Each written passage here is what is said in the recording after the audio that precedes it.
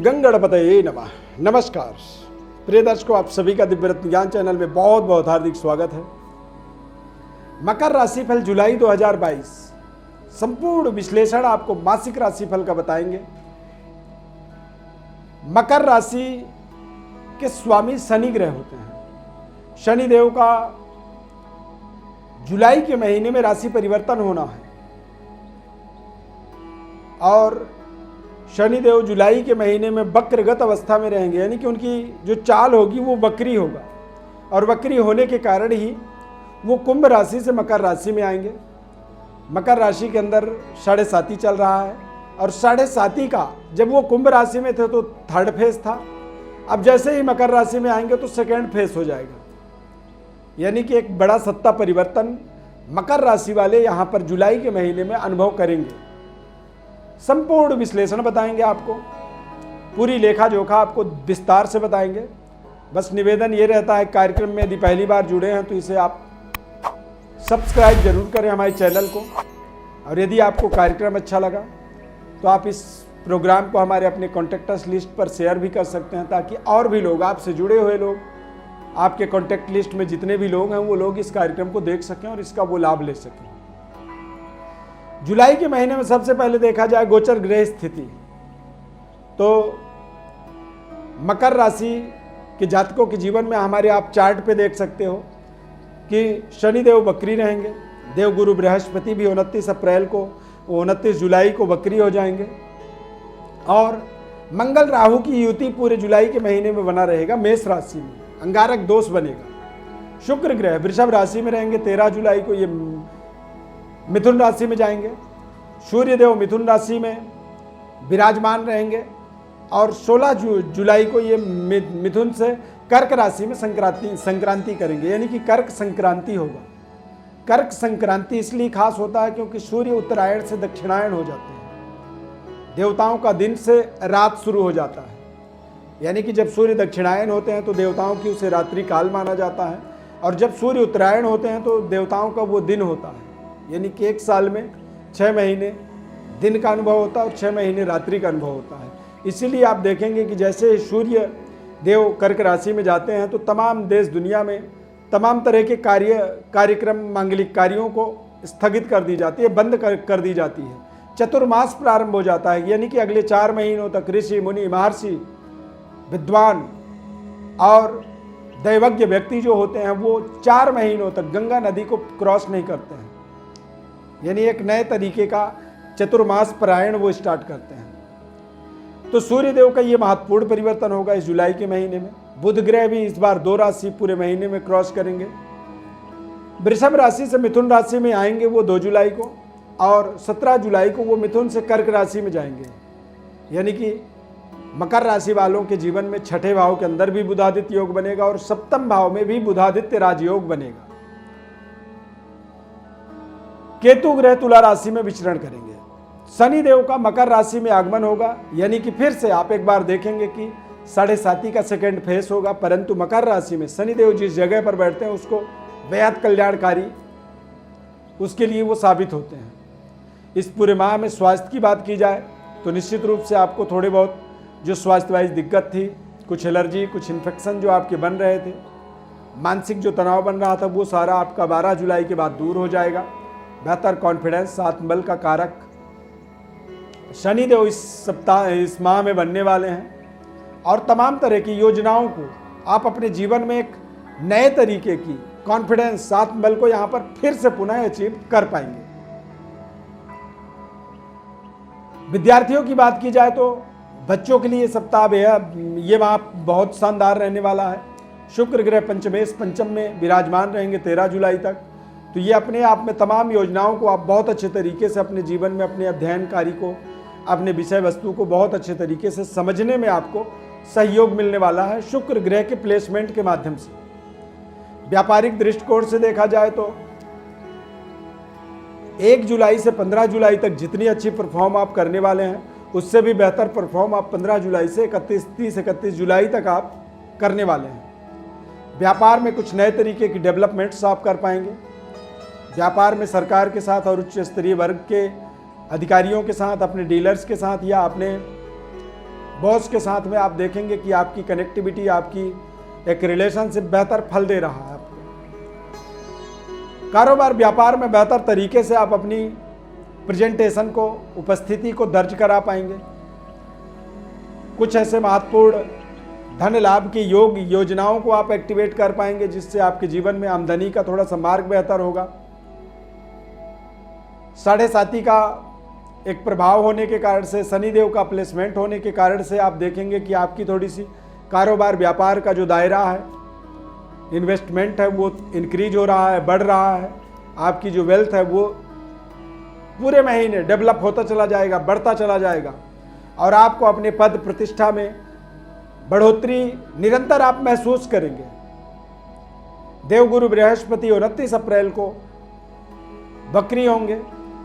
विपरीत राजयोग मकर राशि के लिए पूरे महीने में देवगुरु बृहस्पति का बन रहा है, यानी कि द्वादश और तृतीय भाव के स्वामी होकर के तृतीय भाव में ही देवगुरु बृहस्पति वक्रगत अवस्था में जब वो विराजमान रहेंगे तो ये अपने आप में एक अद्भुत विपरीत राजयोग देवगुरु बृहस्पति के माध्यम से बनेगा। विपरीत राजयोग जब देवगुरु बृहस्पति बनाते हैं तो ऐसे समय में हमें हमारे पितरों की ईश्वरीय कृपा, दैवी शक्ति, संपन्नता, इस तरह के तमाम महत्वपूर्ण उपलब्धियां हमारे जीवन के अंदर हमें प्राप्त होता है और एक नए सुख समृद्धि, नई योजनाओं को हम अपने जीवन में जोड़ पाते हैं, या फिर यूं कह सकते हैं कि एक नए भाग्योदय से हम अपने जीवन में जुड़ते हैं। नई पराक्रम शक्ति हमारी बनती है, पारिवारिक सुखद वातावरण बनता है। बृहस्पति की दृष्टि के माध्यम से देखेंगे तो जरूर आप ये कह सकते हैं कि कुछ नए तरीके के रिश्ते आपके डेवलप होंगे। कुछ ऐसे रिश्ते जुड़ेंगे जिनसे आप कभी ख्वाबों में सोचा करते थे कि मेरा इनसे रिश्ता जुड़े, या इस लड़की से मैं अपना प्रेम संबंध स्थापित करूं, या आप लड़की हैं, महिलाएं हैं तो आप किसी से आप अपना संबंध इच्छुक हैं, जोड़ना चाहते हैं, यानी कि मनोवांछित फल की प्राप्ति के लिए देवगुरु बृहस्पति का वक्री होना ये आपके लिए एक बड़े वरदान की तरह रहेगा। जॉब कर रहे हैं, नौकरी कर रहे हैं तो नौकरी में भी आप कुछ बेहतर परफॉर्म कर पाएंगे। 7.5 के प्रभावों से अपने आप को आप दूर रखने के लिए यदि कठिन परिश्रम करते हैं, हार्ड वर्क करते हैं, मेहनत करते हैं, नौकरी में अपनी जिम्मेदारियों को तय समय से यदि आप पूरा करते हैं तो इसका बहुत बड़ा आपको प्रतिफल भी मिलना है, जिससे आप एक बड़ी प्रमोशन देख सकते हैं, बड़ी कामयाबी, सफलता देख सकते हैं। इस पूरे माह में बुधादित्य योग बनने के कारण से 6ठे और 7वें घर में दोनों जगहों पर बुधादित्य योग बनेगा और इससे आप देखेंगे कि आप अपने नौकरी के कार्यों के लिए जो भी आप सफलता चाहते हैं, आप किसी गवर्नमेंट जॉब में अपने आप को अप्लाई कर रहे हैं, गवर्नमेंट जॉब से जुड़ना चाहते हैं तो वहाँ पर आपको सफलता मिलेगा। देश विदेश में जाकर के अपनी नौकरी के लिए आप प्रयास कर रहे थे, वहाँ पर सफलता मिलेगा। और बॉस के साथ में आप अपने बेहतर कनेक्टिविटी को बनाएंगे, बढ़ते हुए देखेंगे, बेहतर आपका रिलेशनशिप डेवलप होता हुआ दिखेगा। बॉस आपके ऊपर एक महत्वपूर्ण विश्वास, भरोसा वो जोड़ पाएंगे। विदेशों में जाकर के अपने करियर को स्थापित करना चाहते हैं या फिर आप अपने जॉब में ही अपेक्षित हैं कि आपको एक बेहतर प्लेसमेंट, बेहतर जॉब अपॉर्चुनिटी मिले, विदेशों में जाकर के आप काम करें तो वहाँ पर भी एक आप बड़ी सफलता देख सकते हैं। जुलाई के महीने में देश विदेश यात्रा, लंबी दूरी यात्रा या फिर देश के अंदर भी कुछ महत्वपूर्ण यात्राओं के माध्यम से आप अपने जीवन के नए तरह के एनवायरनमेंट, वातावरण और नए तरीके के भाग्योदय का रियलाइजेशन कर पाएंगे। आप उसे महसूस कर पाएंगे कि हाँ, अब मेरे जीवन में कुछ यहाँ पर हो रहा है। 7.5 के प्रभाव से आपको कोई ज़्यादा दिक्कत नहीं होना है, कोई ज़्यादा फर्क नहीं पड़ना है, परंतु आपको अपने प्रेशर से थोड़ा सा बचना होगा।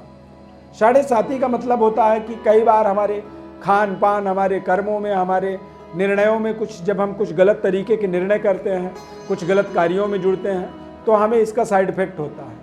लेकिन यदि आप अपनी ईमानदारी से अपनी जिम्मेदारियों को पूरा कर रहे हैं, अपने कर्तव्यों का निर्वहन कर रहे हैं तो फिर आपको इन चीज़ों से कोई ज़्यादा फर्क नहीं पड़ता है।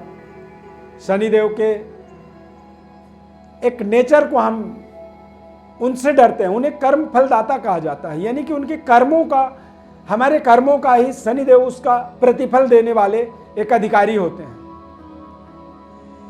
यदि एक अच्छा, ईमानदार, ताकतवर शासक हमें मिलता है तो हमारे जीवन में तमाम तरह की वो स्वयं भी उन मार्गों का, उन आचरणों का पालन करता है और हमें भी करना पड़ता है।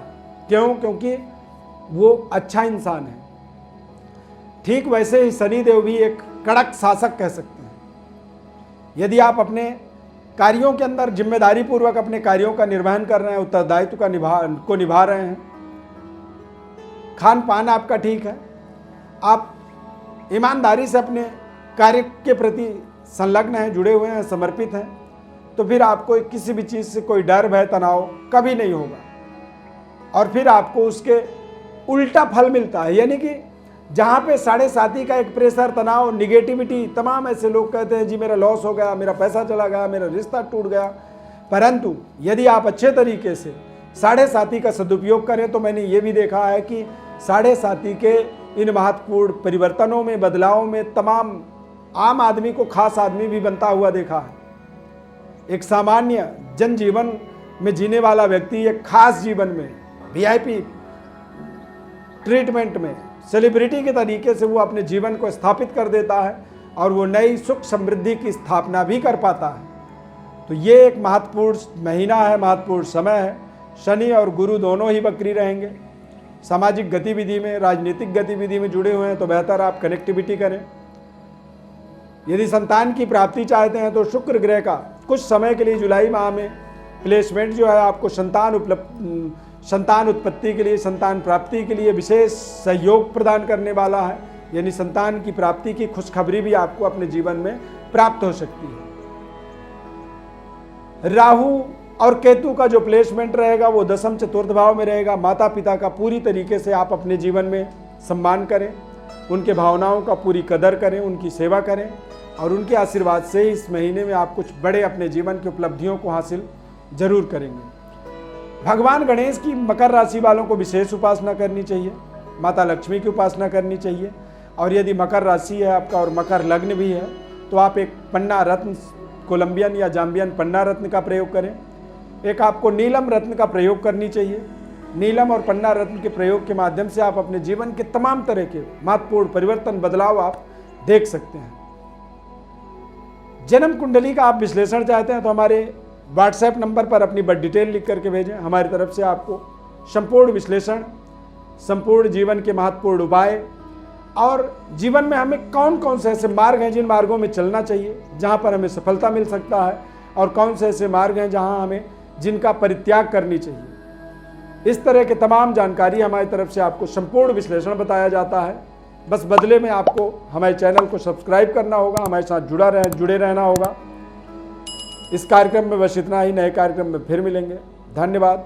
जय माता दी।